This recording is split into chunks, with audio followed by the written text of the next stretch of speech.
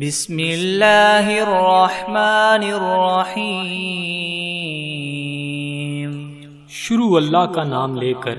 جو بڑا مہربان نہایت رحم والا ہے۔ الرحمن، اللہ جو نہایت مہربان ہے۔ علم القرآن، اسی نے قرآن کی تعلیم فرمائی۔ خلق الانسان علمہ البیان، اسی نے انسان کو پیدا کیا اور اسی نے اس کو بولنا سکھایا۔ الشمس والقمر بحسبان، سورج اور چاند ایک حساب مقرر سے چل رہے ہیں۔ والنجم والشجر يسجدان، اور بوٹیاں اور درخت سجدہ کر رہے ہیں۔ والسماء رفعها ووضع الميزان، اور اسی نے آسمان کو بلند کیا اور ترازو قائم کی۔ ألا تطغوا في الميزان، کہ ترازو سے تولنے میں حد سے تجاوز نہ کرو۔ وَأَقِيمُوا الْوَزْنَ بِالْقِسْطِ وَلَا تُخْسِرُوا الْمِيزَانَ، اور انصاف کے ساتھ ٹھیک تولو اور تول کم مت کرو۔ وَالْأَرْضَ وَضَعَهَا لِلْأَنَامِ، اور اسی نے خلقت کے لیے زمین بچھائی۔ فِيهَا فَاكِهَةٌ وَالنَّخْلُ ذَاتُ الْأَكْمَامِ، اس میں میوے اور کھجور کے درخت ہیں جن کے خوشوں پر غلاف ہوتے ہیں۔ وَالْحَبُّ ذُو الْعَصْفِ وَالرَّيْحَانِ، اور اناج جس کے ساتھ بس ہوتا ہے اور خوشبودار پھول۔ فَبِأَيِّ آلَاءِ رَبِّكُمَا تُكَذِّبَانِ، تو اے گروہ جن و انس، تم اپنے پروردگار کی کون کون سی نعمت کو جٹلاؤ گے؟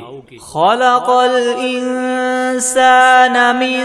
صَلْصَالٍ كَالْفَخَّارِ، اسی نے انسان کو ٹھیکرے کی طرح کھنکھناتی ہوئی مٹی سے بنایا۔ وَخَلَقَ الْجَانَّ مِن مَّارِجٍ مِّن نَّارٍ، اور جنات کو آگ کے شعلے سے پیدا کیا۔ فَبِأَيِّ آلَاءِ رَبِّكُمَا تُكَذِّبَانِ، تو تم اپنے پروردگار کی کون کون سی نعمت کو جٹلاؤ گے؟ رَبُّ الْمَشْرِقَيْنِ وَرَبُّ الْمَغْرِبَيْنِ، وہی دونوں مشرقوں اور دونوں مغربوں کا مالک ہے۔ فَبِأَيِّ آلَاءِ رَبِّكُمَا تُكَذِّبَانِ، تو تم اپنے پروردگار کی کون کون سی نعمت کو جٹلاؤ گے؟ مَرَجَ الْبَحْرَيْنِ يَلْتَقِيَانِ، اسی نے دو دریا رواں کیے جو آپس میں ملتے ہیں۔ بَيْنَهُمَا بَرْزَخٌ لَا يَبْغِيَانِ، دونوں میں ایک آڑ ہے، اس سے تجاوز نہیں کر سکتے۔ فَبِأَيِّ آلَاءِ رَبِّكُمَا تُكَذِّبَانِ،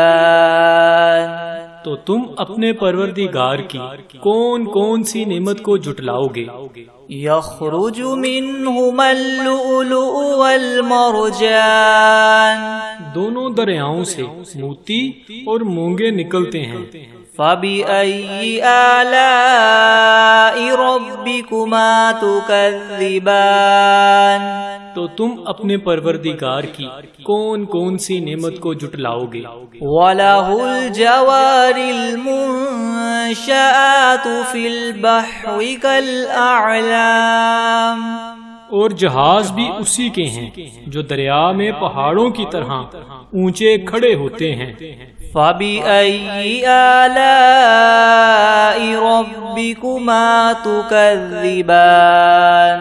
تو تم اپنے پروردگار کی کون کون سی نعمت کو جٹلاؤ گے؟ كُلُّ مَنْ عَلَيْهَا فَانٍ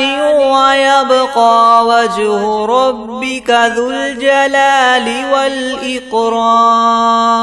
جو مخلوق زمین پر ہے سب کو فنا ہونا ہے، اور تمہارے پروردگار کی ذات ہی جو بابرکت اور صاحب جلال و عظمت ہے ہمیشہ باقی رہے گی۔ فَبِأَيِّ آلَاءِ رَبِّكُمَا تُكَذِّبَانِ، تو تم اپنے پروردگار کی کون کون سی نعمت کو جھٹلاؤ گے؟ يَسْأَلُهُ مَن فِي السَّمَاوَاتِ وَالْأَرْضِ كُلَّ يَوْمٍ هُوَ فِي شَأْنٍ، آسمان اور زمین میں جتنے لوگ ہیں سب اسی سے مانگتے ہیں، وہ ہر روز کام میں مصروف رہتا ہے۔ فَبِأَيِّ آلَاءِ رَبِّكُمَا تُكَذِّبَانِ، تو تم اپنے پروردگار کی کون کون سی نعمت کو جھٹلاؤ گے؟ سَنَفْرُغُ لَكُمْ أَيُّهَا الثَّقَلَانِ، اے دونوں جماعتوں، ہم عنقریب تمہاری طرف متوجہ ہوتے ہیں۔ فَبِأَيِّ آلَاءِ رَبِّكُمَا تُكَذِّبَانِ، تو تم اپنے پروردگار کی کون کون سی نعمت کو جھٹلاؤ گے؟ یا معشر الجن والانس ان استطعتم ان تنفذوا من اقطار السماوات والارض فانفذوا لا تنفذون الا بسلطان۔ اے گروہ جن و انس، اگر تمہیں قدرت ہو کہ آسمان اور زمین کے کناروں سے نکل جاؤ تو نکل جاؤ، اور زور کے سوا تم نکل سکنے ہی کے نہیں۔ فَبِأَيِّ آلَاءِ رَبِّكُمَا تُكَذِّبَانِ، تو تم اپنے پروردگار کی کون کون سی نعمت کو جھٹلاؤ گے؟ يُرْسَلُ عَلَيْكُمَا شُوَاظٌ مِّن نَّارٍ وَنُحَاسٌ فَلَا تَنتَصِرَانِ، تم پر آگ کے شعلے اور دھواں چھوڑ دیا جائے گا تو پھر تم مقابلہ نہ کر سکو گے۔ فَبِأَيِّ آلَاءِ رَبِّكُمَا تُكَذِّبَانِ، تو تم اپنے پروردگار کی کون کون سی نعمت کو جھٹلاؤ گے؟ فَإِذَا انشَقَّتِ السَّمَاءُ فَكَانَتْ وَرْدَةً كَالدِّهَانِ، پھر جب آسمان پھٹ کر تیل کی تلچھٹ کی طرح گلابی ہو جائے گا تو وہ کیسا ہولناک دن ہوگا۔ فَبِأَيِّ آلَاءِ رَبِّكُمَا تُكَذِّبَانِ، تو تم اپنے پروردگار کی کون کون سی نعمت کو جھٹلاؤ گے؟ فَيَوْمَئِذٍ لَا يُسْأَلُ عَنْ ذَنبِهِ إِنسٌ وَلَا جَانٌ، اس روز نہ تو کسی انسان سے اس کے گناہوں کے بارے میں پرسش کی جائے گی اور نہ ہی کسی جن سے۔ فَبِأَيِّ آلَاءِ رَبِّكُمَا تُكَذِّبَانِ، تو تم اپنے پروردگار کی کون کون سی نعمت کو جھٹلاؤ گے؟ يُعْرَفُ الْمُجْرِمُونَ بِسِيمَاهُمْ فَيُؤْخَذُ بِالنَّوَاصِي وَالْأَقْدَامِ، گناہگار اپنے چہرے ہی سے پہچان لیے جائیں گے تو پیشانی کے بالوں اور پاؤں سے پکڑ لیے جائیں گے۔ فَبِأَيِّ آلَاءِ رَبِّكُمَا تُكَذِّبَانِ، تو تم اپنے پروردگار کی کون کون سی نعمت کو جھٹلاؤ گے؟ هَذِهِ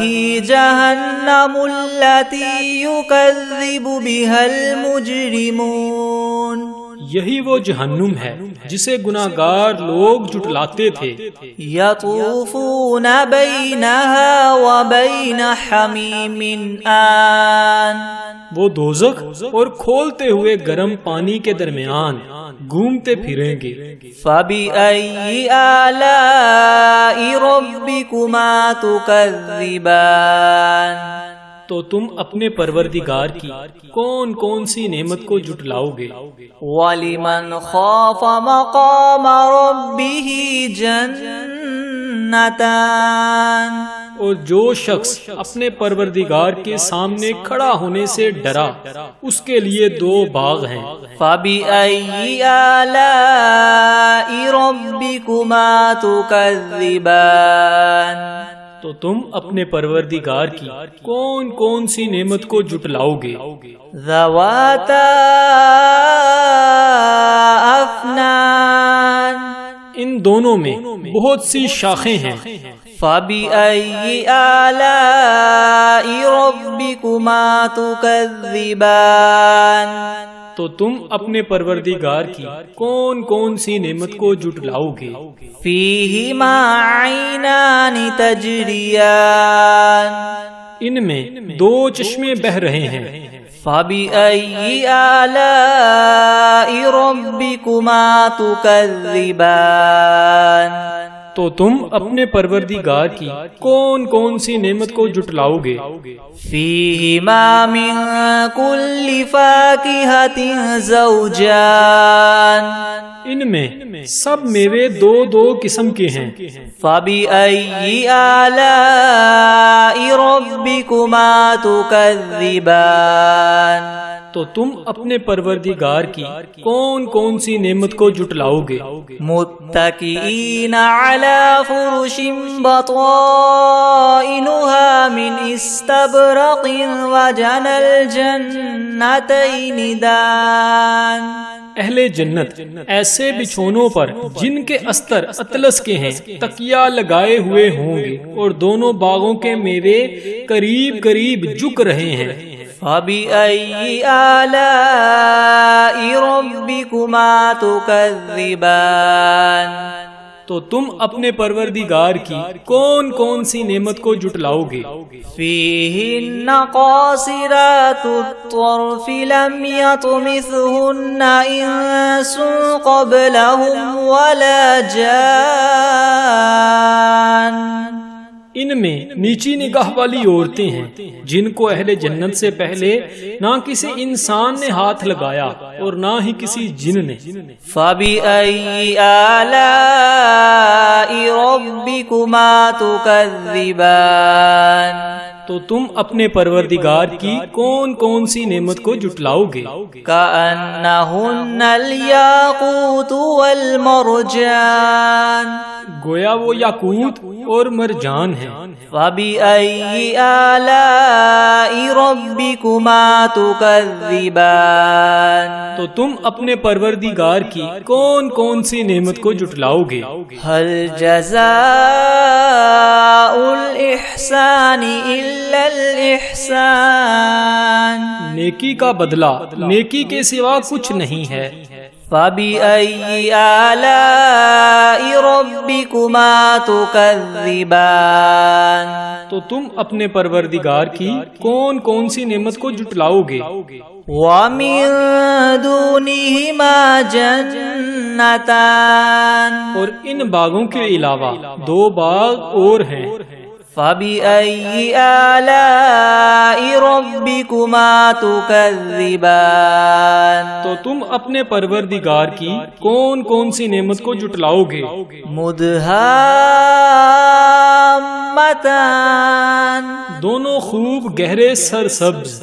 فَبِأَيِّ آلَاءِ رَبِّكُمَا تُكَذِّبَانِ تو تم اپنے پروردگار کی کون کون سی نعمت کو جھٹلاؤ گے؟ فِيهِمَا عَيْنَانِ نَضَّاخَتَانِ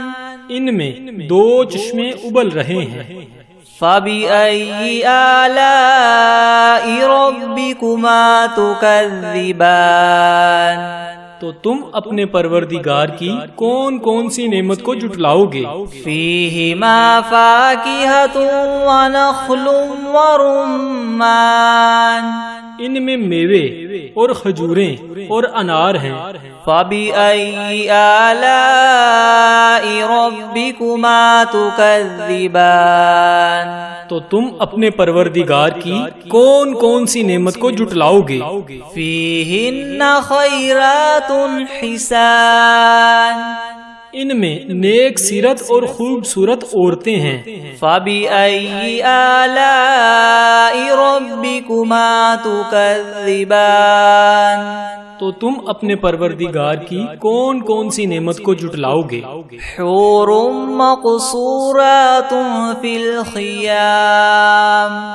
वो हूरें हैं जो खैमों में मस्तूर हैं। फबिअय्यि आलाइ रब्बिकुमा तुकज़्ज़िबान, तो तुम अपने परवरदिगार की कौन कौन सी नेमत को जुटलाओगे? लम यतमिथहुन्न इंसुन क़ब्लहुम वला जान, इनको अहले जन्नत से पहले ना किसी इंसान ने हाथ लगाया और ना किसी जिन ने। फबिअय्यि आलाइ रब्बिकुमा तुकज़्ज़िबान, तो तुम अपने परवरदिगार की कौन कौन सी नेमत को जुटलाओगे? मुत्तकीईन अला रफ़रफ़िन ख़ुदरिन व अबक़रिय्यिन हिसान, सब्ज कलीनों और नफीस मसनदों पर तकिया लगाए बैठे होंगे। फबिअय्यि आलाइ रब्बिकुमा तुकज़्ज़िबान, तो तुम अपने परवरदिगार की कौन कौन सी नेमत को जुटलाओगे? तबारकस्मु रब्बिका ज़िल जलाली वल इकराम, ए मुहम्मद सल्लल्लाहु अलैहि वसल्लम, तुम्हारा परवरदिगार जो साहिबे जलालो अज़मत है, उसका नाम बड़ा बाबरकत है। बिस्मिल्लाहिर्रहमानिर्रहीम, अर्रहमान अल्लमल क़ुरआन ख़लक़ल इंसान अल्लमहुल बयान, अश्शम्सु वल क़मरु बिहुस्बानिन वन नज्मु वश्शजरु यस्जुदान, वस्समाअ रफ़अहा व वदअल मीज़ान, अल्ला ततग़ौ फ़िल मीज़ान वअक़ीमुल वज़न बिलक़िस्ति वला तुख़सिरुल मीज़ान, वल अर्द वदअहा लिल अनामि फ़ीहा फ़ाकिहतुन वन नख़्लु ज़ातुल अकमाम, वल हब्बु ज़ुल अस्फ़ि वर्रैहान, फ़बिअय्यि आलाइ रब्बिकुमा तुकज़्ज़िबान, ख़लक़ल इंसान मिन सल्सालिन कल्फ़ख़्ख़ार व ख़लक़ल जान्न मिन मारिजिन मिन नार, फ़बिअय्यि आलाइ रब्बिकुमा तुकज़्ज़िबान, रब्बुल मशरिक़ैनि व रब्बुल मग़रिबैनि, फ़बिअय्यि आलाइ रब्बिकुमा तुकज़्ज़िबान, मरजल बहरैनि यल्तक़ियानि बैनहुमा बरज़ख़ुन ला यबग़ियान, फ़बिअय्यि आलाइ रब्बिकुमा तुकज़्ज़िबान, यख़रुजु मिन्हुमल लुअलुअु वल मरजान, फ़बिअय्यि आलाइ रब्बिकुमा तुकज़्ज़िबान, वलहुल जवारिल मुनशआतु फ़िल बहरि कल अअलाम, फ़बिअय्यि आलाइ रब्बिकुमा तुकज़्ज़िबान, कुल्लु मन अलैहा फ़ानिन व यबक़ा वजहु रब्बिका ज़ुल जलालि वल इकराम, फ़बिअय्यि आलाइ रब्बिकुमा तुकज़्ज़िबान, यसअलुहु मन फ़िस समावाति वल अर्दि कुल्ल यौमिन हुवा फ़ी शअनिन, फ़बिअय्यि आलाइ रब्बिकुमा तुकज़्ज़िबान, सनफ़्रुग़ु लकुम अय्युहस्सक़लानि, फ़बिअय्यि आलाइ रब्बिकुमा तुकज़्ज़िबान, या मअशरल जिन्नि वल इंसि इन इस्ततअतुम अन तन्फुज़ू मिन अक़तारिस समावाति वल अर्दि फन्फुज़ू ला तन्फुज़ून इल्ला बिसुल्तान, फ़बिअय्यि आलाइ آلاء ربكما تكذبان يرسل عليكما شواظ من نار ونحاس فلا تنتصران فبأي آلاء ربكما تكذبان فإذا انشقت السماء فكانت وردة كالدهان فبأي آلاء ربكما تكذبان فيومئذ لا يسأل عن ذنبه إنس ولا جان فبأي آلاء ربكما تكذبان يعرف المجرمون بسيماهم فيؤخذ بالنواصي والأقدام فبأي آلاء ربكما تكذبان هذه جهنم التي يكذب بها المجرمون يطوفون بينها وبين حميم آن فبأي آلاء ربكما تكذبان ولمن خاف مقام ربه جنتان فبأي آلاء ربكما تكذبان ذواتا أفنان فبأي آلاء ربكما تكذبان فيهما عينان تجريان فبأي آلاء ربكما تكذبان فيهما من كل فاكهة زوجان فبأي آلاء ربكما تكذبان متكئين على فرش بطائنها من استبرق وجنى الجنتين دان فبأي آلاء ربكما تكذبان فيهن قاصرات الطرف لم يطمثهن إنس قبلهم ولا جان فبأي آلاء ربكما تكذبان كأنهن الياقوت والمرجان فبأي آلاء ربكما تكذبان هل جزاء الإحسان إلا الإحسان فبأي آلاء ربكما تكذبان ومن دونهما جنتان فبأي آلاء ربكما تكذبان مدهامتان فبأي آلاء ربكما تكذبان فيهما عينان نضاختان فبأي آلاء ربكما تكذبان فيهما فاكهة ونخل ورمان فبأي آلاء ربكما تكذبان فيهن خيرات حسان فبأي آلاء ربكما تكذبان حور مقصورات في الخيام فبأي آلاء ربكما تكذبان لم يطمثهن إنس قبلهم ولا جان فبأي آلاء ربكما تكذبان متكئين على رفرف خضر وعبقري حسان فبأي آلاء ربكما تكذبان تبارك اسم ربك ذي الجلال والإكرام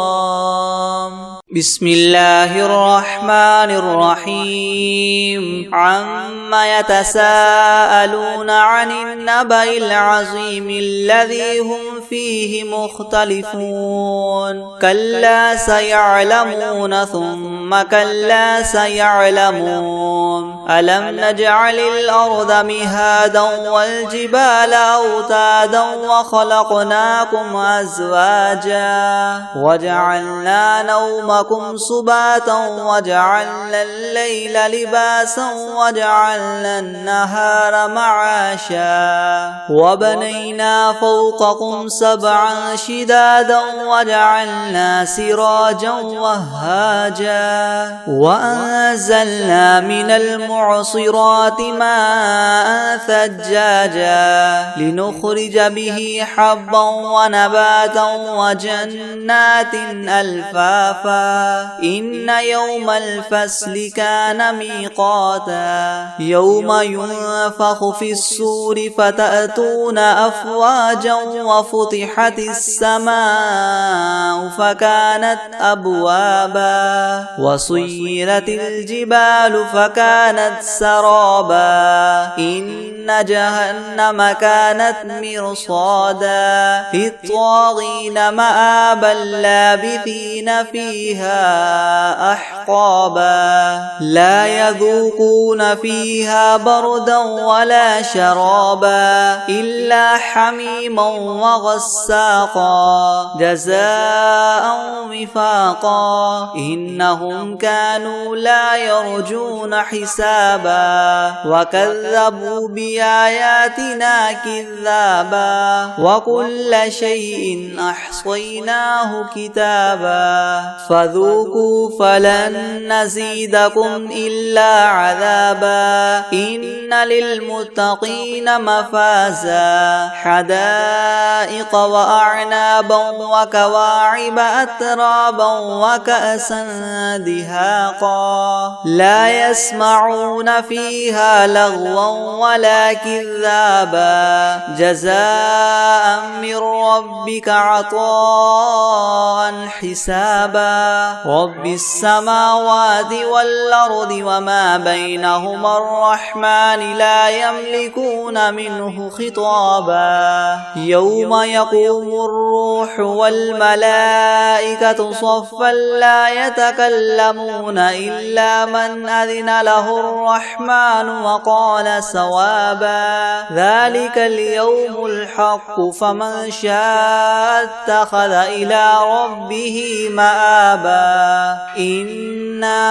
أنذرناكم عذابا قريبا يوم ينظر المرء ما قدمت يداه ويقول الكافر يا ليتني كنت ترابا بسم الله الرحمن الرحيم الحمد لله رب العالمين الرحمن الرحيم مالك يوم الدين إياك نعبد وإياك نستعين اهدنا الصراط المستقيم صراط الذين أنعمت عليهم غير المغضوب عليهم ولا الضالين بسم الله الرحمن الرحيم ألف لام ميم ذلك الكتاب لا ريب فيه هدى للمتقين الذين يؤمنون بالغيب ويقيمون الصلاة ومما رزقناهم ينفقون والذين يؤمنون بما أنزل إليك وما أنزل من قبلك وبالآخرة هم يوقنون أولئك على هدى من ربهم وأولئك هم المفلحون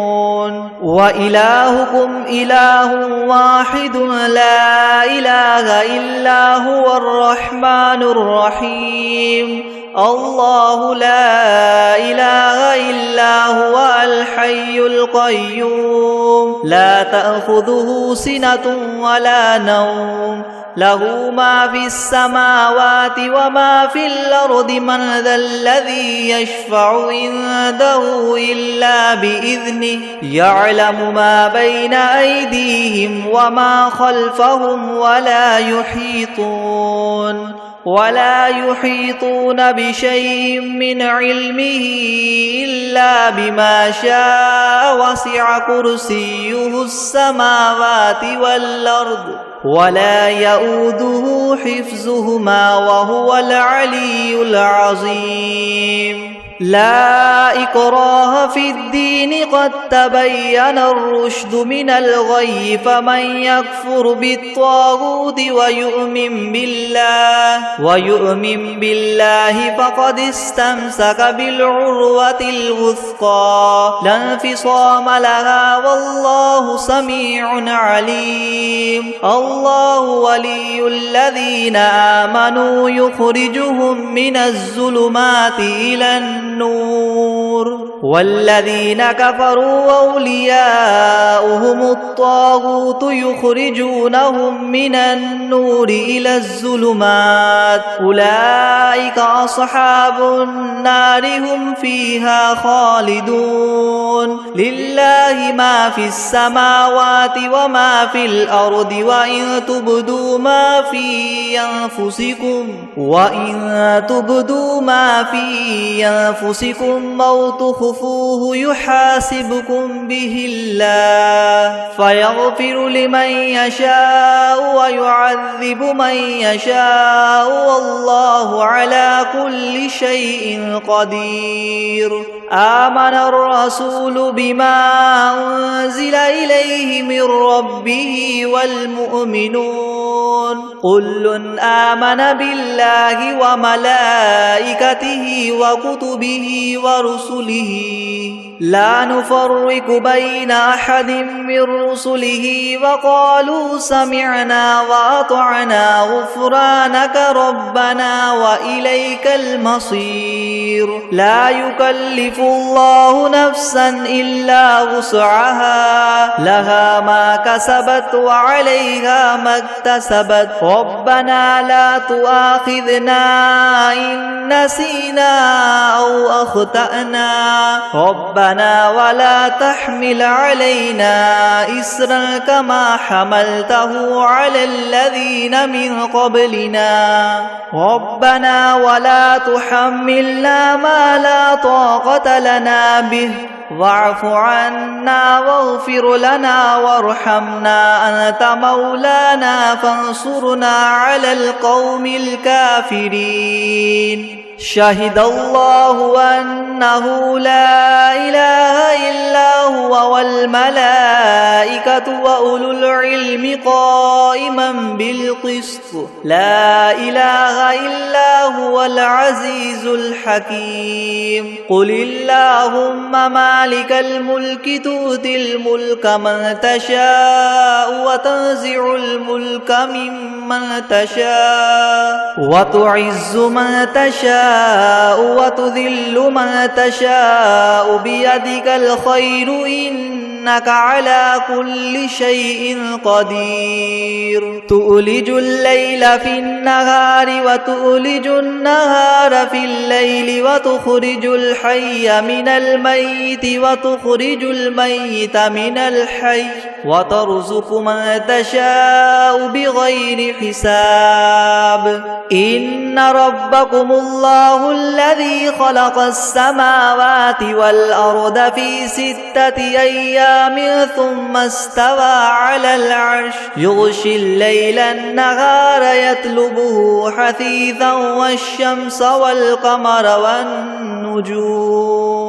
حثيثا والشمس والقمر والنجوم مسخرات بأمره ألا له الخلق والأمر تبارك الله رب العالمين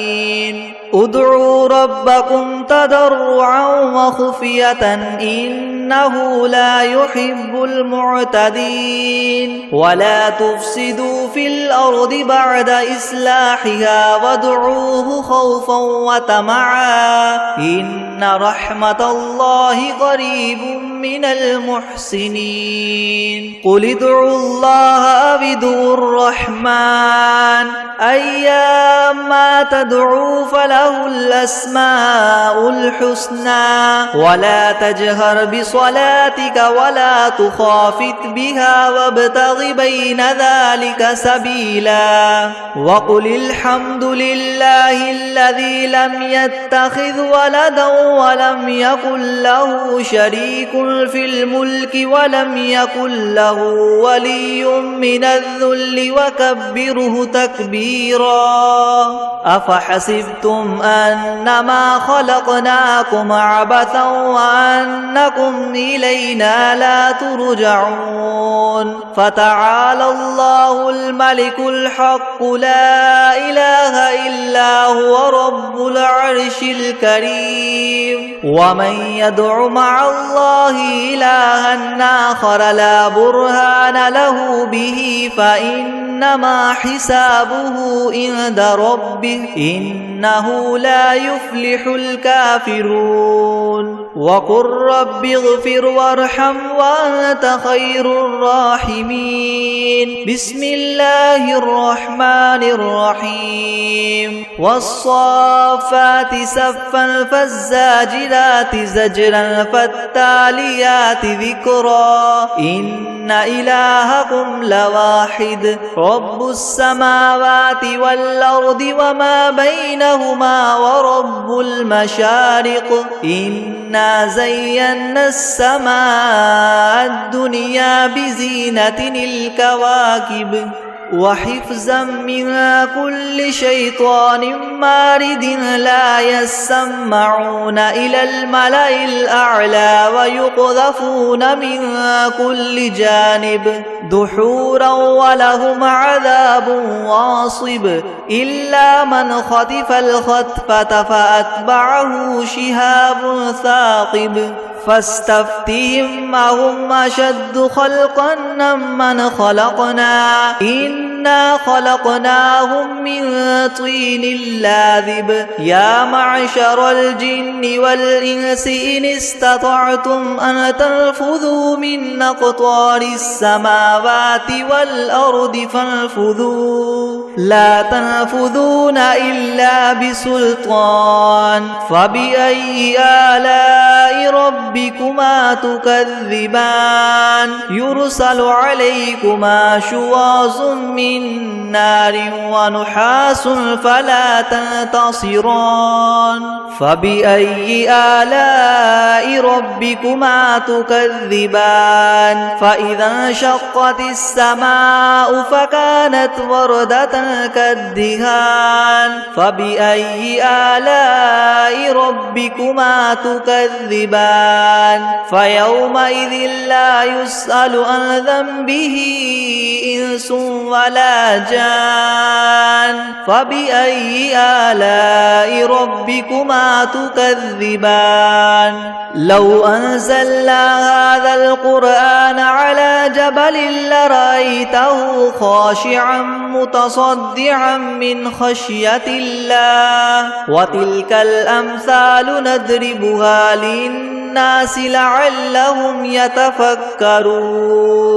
هو الله الذي لا إله إلا هو عالم الغيب والشهادة هو الرحمن الرحيم هو الله الذي لا إله إلا هو الملك القدوس السلام المؤمن المهيمن العزيز الجبار المتكبر سبحان الله عما يشركون هو الله الخالق البارئ المصور له الأسماء الحسنى يسبح له ما في السماوات والأرض وهو العزيز الحكيم بسم الله الرحمن الرحيم قل أوحي إلي أنه استمع نفر من الجن فقالوا إنا سمعنا قرآنا عجبا